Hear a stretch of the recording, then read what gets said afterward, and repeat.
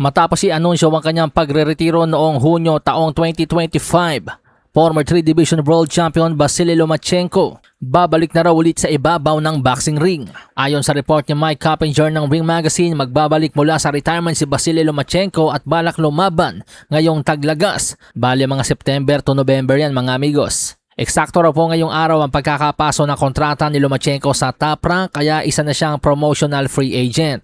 Dagdag pa ni Coppinger, tanging mga higanting laban lang ang gusto ni Lomachenko at ayaw nito ng mga tune-up fights o pampainit lang.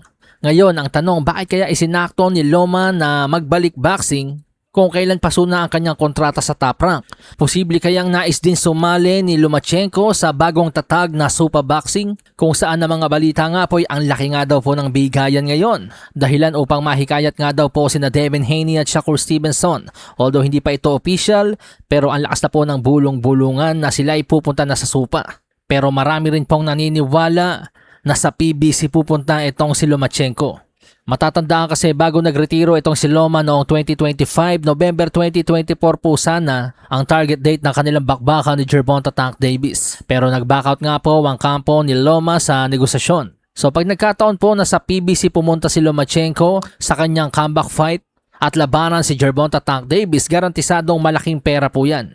At masasabi natin na matalinong hakbang ang kanyang ginawa dahil mas malaki po ang kanyang kikitain pag sa PBC siya pumirma at labanan niya si Tank Davis kesa sa labanan niya si Tank Davis habang hawak siya ng Top Rank.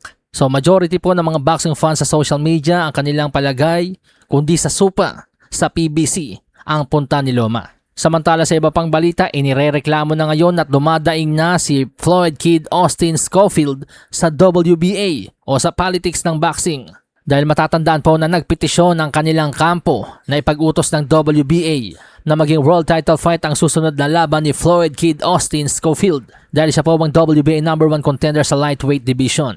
Pero katakataka nga pong hindi makapag-decide ng WBA sa kanilang susunod na hakbang na para bang nakadepende sila sa magiging susunod na hakbang ni Gervonta Tank Davis. Matatandaan na nakatakda na sanang iutos ng WBA ang laban ni Lucas Buddy at Floyd Schofield para sa bakanting WBA World Lightweight title. Kasi inistrip nga po ng WBA si Tank matapos yung kanyang mga issue, yung mga kaso. Ginawa nilang champion in recess si Tank Davis.